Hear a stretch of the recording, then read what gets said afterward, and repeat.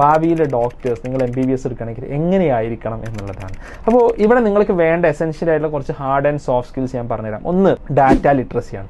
Data literacy എന്ന് പറഞ്ഞാൽ ഒരു ഡാറ്റയെ റീഡ് ചെയ്യാനും അനലൈസ് ചെയ്യാനും അതിന് ഇന്റർപ്രറ്റ് ചെയ്യാനുള്ള കഴിവ്. വലിയൊരു എക്സൽ വായിക്കാൻ പറ്റണമെന്നല്ല, പക്ഷേ എന്താണ് ഈ ഡേറ്റ കൊണ്ട് ഇൻഡിക്കേറ്റ് ചെയ്യുന്നുള്ളത് മനസ്സിലാക്കാൻ ഡാറ്റ ഡ്രിവൺ ഇൻസൈറ്റ്സ് നമുക്ക് ഉണ്ടാവണം എന്നുള്ളത് വളരെ പ്രധാനപ്പെട്ട ഒരു കാര്യമാണ്. മേ ബി ഇത് നമ്മുടെ ഒരു MBBS കരിക്കുലത്തിന്റെ ഭാഗമായിട്ട് നമ്മൾ പ്രപ്പോസ് ചെയ്യേണ്ട കാര്യം കൂടിയാണ്. രണ്ടാമത് ടെക്നിക്കൽ പ്രൊഫഷൻസിയാണ്. നമ്മളിപ്പോൾ ഒരു ഡീപ്പായിട്ട് എഞ്ചിനീയർ അറിയുന്ന പോലെ എന്താണ് മെഷീൻ ലേണിംഗ്, എന്താണ് അതിൻ്റെ അൽഗോരിതംസ് ഒന്നും അറിഞ്ഞില്ലെങ്കിലും എങ്ങനെയാണ് ഒരു AI യും ML ഒക്കെ വർക്ക് ചെയ്യുന്നത് എന്നുള്ളത് മനസ്സിലാക്കണം. മെഡിക്കൽ ഇൻഫർമാറ്റിക്സിനെ കുറിച്ച് കുറച്ച് അറിവ് ഒരു ഡോക്ടർക്കുള്ളത് നല്ലതാണ്.